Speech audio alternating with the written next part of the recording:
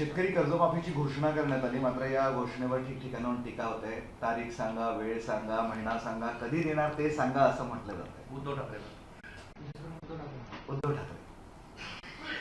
कालच्या अर्थसंकल्पामध्ये देवेंद्र फडणवीस साहेबांनी अत्यंत मोठी आणि शेतकऱ्याला दिलासा देणारी घोषणा केली, ज्याची कल्पना विरोधी पक्षालाही नव्हती.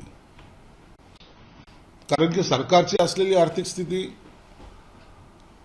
इतर अनेक बर्डन असलेले हा अर्थसंकल्प, मग त्यामध्ये नवीन सरकार काही देणार नाही हा त्यांचा भ्रम होता. आणि तो भ्रमाचा भोपळा देवेंद्र फडणवीस साहेबांनी फोडला आणि शेतकऱ्याला 2 लाखाची कर्जमाफीची घोषणा केली.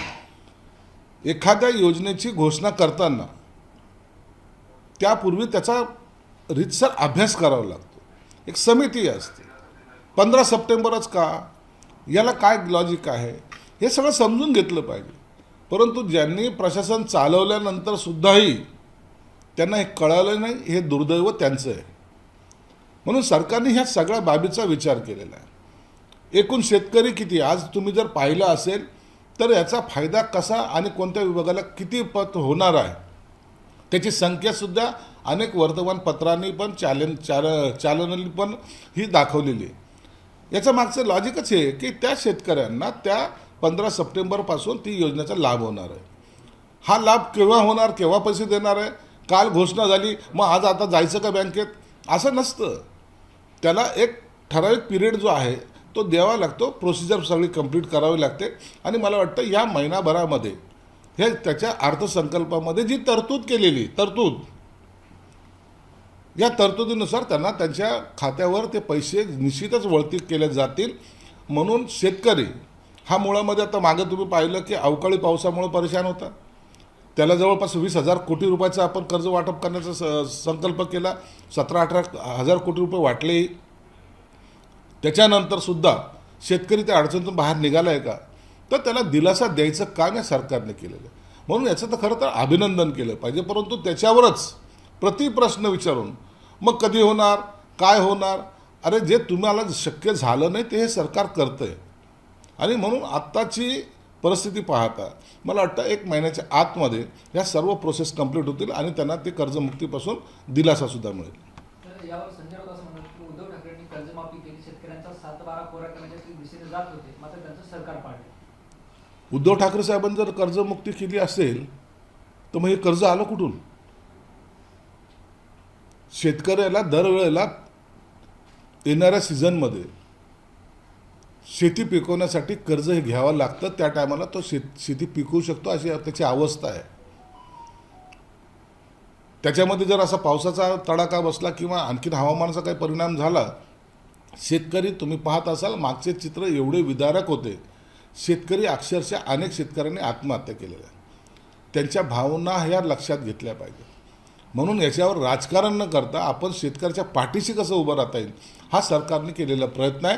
आणि मला वाटतं यामुळं शेतकरीसुद्धा काही पूर्णपणे म्हणता येणार नाही, पण काही अंशी निश्चित आनंदी झालेला आहे. उद्धव ठाकरे हा विरोधी पक्षांचा बुलंद आवाज आहे, ते विधिमंडळात गेले पाहिजे अशी सगळी विरोधी पक्षांची इच्छा आहे, संजय राऊत म्हणतात. बुलंद आवाजाला विधान परिषदेमध्ये गेलं पाहिजे, परंतु जाऊन तिथं बसलं पाहिजे हा सगळ्यात महत्त्वाचा प्रश्न आहे. मुख्यमंत्री असताना मंत्रालयामध्ये 2 वेळा बसणारे मुख्यमंत्री विधान परिषदेमध्ये किती काळ बसतील हा एक प्रश्नच आहे ना.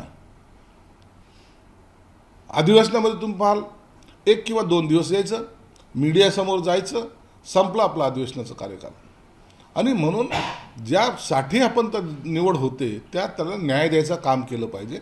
आम्हाला उद्धव साहेब विधान परिषदेमध्ये आलं म्हणून दुःख व्हायचं काही कारण नाही. त्यांनी यावं आणि जनतेच्या प्रश्नावर बोलावं हीच त्यांच्याकडून अपेक्षा आहे. रोहित पवारांच्या साखर कारखान्याच्या प्रदूषणामुळे विमान अपघाताची शक्यता असं पुणे भाजपचं म्हणणं आहे आणि मुख्यमंत्र्यांकडे चौकशीची मागणी केली. हे बघ, अजितदादांचा मृत्यू घातकी अपघात, त्याच्यावर रोज नवीन दावे प्रतिदावे केले जात आहेत. प्रत्येकजण आपापल्या अँगलने ते मुद्दे मांडण्याचा प्रयत्न करतो. सरकार त्याची दखलही घेते. परंतु आता मला वाटतं वातावरण म्हणजे ह्या आरोप प्रत्यारोपाच्या फैलीचा रोष आता वैयक्तिक लेवलवर चाललेला आहे आणि मला वाटतं हे ठीक नाही आहे. तुम्हाला अजितदादाचा मृत्यूचं कारण शोधायचं आहे ना, तुम्ही सर्वांनी त्या असलेल्या यंत्रणेला आपण सहकार्य केलं पाहिजे. असे आरोप प्रत्यारोप करून मग कारखान्याच्या प्रदूषणामुळे विमान पडलं किंवा आणखीन कशामुळे पडलं याचा सगळा अभ्यासपूर्ण जो अहवाल येणार आहे त्याच्यानंतर याच्यावर भाष्य केलं तर मला वाटतं हे बरं राहील. सर, याला लागून एक प्रश्न आहे. रोहित पवार आणि सुप्रिया सुळे दिल्लीतील इंडिया आघाडीच्या नेत्यांची भेट घेणार आहेत. राहुल गांधी आणि अरविंद केजरीवाल यांची भेट घेणार आहेत. दादाच्या आरोपाचा मुद्दा संसदेत मांडावा अशी विनंती करणार. तर बघा, त्यांना कुणाची भेट घ्यायची, त्यांनी काय करावं हा त्यांचा वैयक्तिक प्रश्न आहे. त्यांना त्यांच्या मनामध्ये जे काही प्रश्न आहेत कुणाबरोबर शेअर करायचे असेल तर तो त्यांचा अधिकार आहे. त्यावर आम्ही भाष्य करणार नाही. त्यांनी ते करावं. आणि मला वाटतं अशा गोष्टीला कोणाची अडवणूक किंवा कोणाला जाऊ नको म्हणण्याचं काही कारण नाही. म्हणून ते उद्या का कुणाची भेट घेतात, मला वाटतं त्यांनी पंतप्रधानांची सुद्धा भेट घेतली पाहिजे, अमित शहाची सुद्धा घेतली पाहिजे आणि त्यांच्यासमोर सुद्धा ह्या सगळ्या गोष्टी मांडल्या पाहिजेत.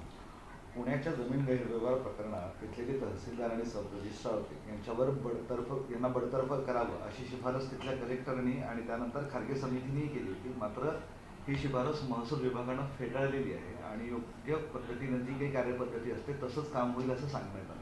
थोडक्यात महसूल यंत्रणेसमोर हे पण हतबल झाल्याचं चित्र आहे. मग कारवाई होईल कशी? नाही, ते अहवाल काय झाला प्राप्त याबद्दल मला कल्पना नाही. परंतु महसूल मंत्री मला वाटतं जे वस्तुस्थिती आहे त्यानुसार कारवाई जरूर ते करतील अशी मला आशा आहे. परंतु नेमका अहवाल काय प्राप्त झाला याच्याबद्दल जर कॅबिनेटमध्ये चर्चा झाली तर निश्चित त्याच्याबद्दलचा योग्य तो त्यांचं महसूल मंत्र्याचं असलेलं मत किंवा खारगेंचं असलेलं मत ते कॅबिनेटसमोर येईल. त्यावेळेस त्याच्यावर बोलणं योग्य राहील. नाही, पण खारगे समितीच्या प्रकरणाची चौकशी करत होती आणि तेच जर एखाद्यावर कारवाई करा म्हणत असेल तरी ते नाकारणं कितपत योग्य? नाही, खारगे समितीने जर असं काय केलं असेल तर निश्चित त्याचे कारणं काय आहेत हे महसूल मंत्री सांगू शकतील. त्यावर मी भाष्य करणं उचित नाही. राष्ट्रवादी काँग्रेसचे आमदार रोहित पवार यांना शिखर बँक घोटाळ्यांशी संबंधित मनी लॉन्ड्रिंग प्रकरणात आता दोषमुक्तीसाठी अर्ज दाखल केला आहे ईडीसाठी. मला दोषमुक्त करा अशी त्यांची मागणी आहे. मागे शिखर समितीच्या प्रकरणामध्ये जे काही क्लीन चिट देण्यात आली होती त्यानुसार त्यांनी केलेला तो अर्ज आहे आणि म्हणून हायकोर्टाने सुद्धा त्यांना काही काळानंतर काही जो वेळ दिलेला ईडीला त्यांचं म्हणणं मांडण्याला त्याच्यानंतरच त्यांना त्याच्यातून दोषमुक्त होईल की नाही होईल हे हायकोर्ट ठरवणार आहे. 4 वर्षामध्ये मुंबई महापालिकेची कामं झाली त्या सगळ्याची श्वेतपत्रिका काढा अशी शिवसेनेची उद्धव ठाकरेंची शिवसेनेची मागणी. निश्चितच 4 वर्षामध्ये झालेल्या कामाची श्वेतपत्रिका काढायला कोणतीही हरकत नाही. निश्चित काढली पाहिजे. त्याचबरोबर गेल्या 25 वर्षामध्ये केलेल्या कामाची सुद्धा श्वेतपत्रिका काढली पाहिजे. एकाला एक न्याय असं करता येणार नाही. म्हणून ती श्वेतपत्रिका आणि ही श्वेतपत्रिका ही दोन्ही ॲट अ टाईम काढावेत अशी सरकारला सुद्धा माझी विनंती राहील. यामुळं दूध का दूध आणि पाणी का पाणी होईल. आणि ज्यांनी ही महानगरपालिकेमध्ये कारभार करताना काय लूट केली हे जनतेसमोर सुद्धा येईल. तर पुण्यातील मंचरमध्ये पांडवकालीन बारवासंदर्भात वाद उफाळून आलाय. संबंधित दर्ग्याच्या बांधकामाच्या ठिकाणी देवदेवतांचे फोटो लावण्याचा मेधा कुलकर्णी यांचा आग्रह होता. मात्र पोलिसांनी नकार देत कुलकर्णीच्या हातातील फोटो काढून घेतल्याचा आरोप होता.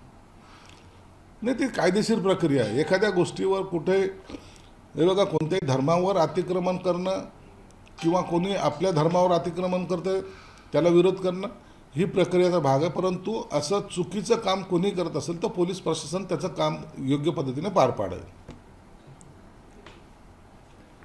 धन्यवाद सर. आभारी.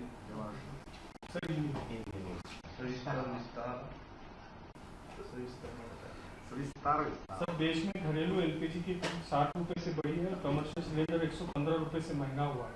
आज से प्रभावी होंगी नहीं दे रही. देखिए, अभी ईरान का जो युद्ध चल रहा है, इज़राइल, अमेरिका, ईरान, ये सभी देश तेलों के बारे में सप्लायर समझे जाते हैं या तो उनसे वहाँ से तेल आता है. अब ये युद्ध की वजह से इस चीज़ों में आने में जो रुकावट हो रही है उसकी वजह से कीमत बढ़ रही है. और मुझे लगता है युद्ध जितना आगे चलेगा उतने भी और कीमत बढ़ने की शंका ज़रूर है. मुझे लगता है युद्ध इसके लिए जो जल्दी ख़त्म होना ज़रूरी है. नहीं तो ये 60 रुपये बढ़े ये और 160 पे ना जाए, ये भी शंका आज उपस्थित हो रही है. इजराइल और ईरान युद्ध से भारत को काफी नुकसान हो सकता है। इस तरीके की चेतावनी असदुद्दीन ओवैसी से मिली। इनका जो युद्ध चल रहा है उससे निश्चित तौर पे बाकी सभी कंट्री को, भारत ही नहीं 8-10 कंट्री जो उससे लग के सटी जो कंट्री है उनको इसका लॉस ज़रूर होता है। आर्थिक स्थिति उनकी भी बिगड़ती है। इसलिए ये मानना उचित नहीं है कि सिर्फ इजराइल और ईरान में ही युद्ध चल रहा है, उसका कोई इफेक्ट अपने पे होगा नहीं, ऐसा नहीं होता। तो उसका इफेक्ट पूरे वर्ल्ड पे होता है। ओम बिरला को स्पीकर पद से हटाने के नोटिस पर विचार करेंगी लोकसभा में, भाजपा और कांग्रेस ने जारी किया व्हिप। ये आने वाले मंडे के दिन उसके ऊपर बहस होने वाली है। ओम बिरला जी लोकसभा की चेयर पे नहीं बैठेंगे। और एक बात ज़रूर है कि हर एक नेता को, हर कोई भी पार्टी का हो, उसका मत वहाँ मांगने की उसको मुभा मिलने वाली है। जब वोटिंग होगी मुझे लगता है ओम बिरला उसमें से ये आरोप प्रत्यारोप से बरी भी हो जाएंगे और उनकी तरफ से बहुमत भी मिलेगा। केंद्रीय मंत्री गिरिराज सिंह ने कहा है कि घुसपैठिए मुसलमानों को बचाने के लिए ममता बनर्जी धरने पे बैठी। पश्चिम बंगाल में अभी इलेक्शन का माहौल चल रहा है। ये सभी तरीके वहाँ अपनाने जाने वाले हैं। बंगाल के धरती पे भाजपा और ममता में जो युद्ध चल रहा है, राजकीय युद्ध, वो मुझे लगता है अब एक चरम सीमा पे जाएगा। कुछ दिनों के बाद इसके बारे में ज़रूर आपको पता चलेगा कि सही कौन है, गलत कौन है।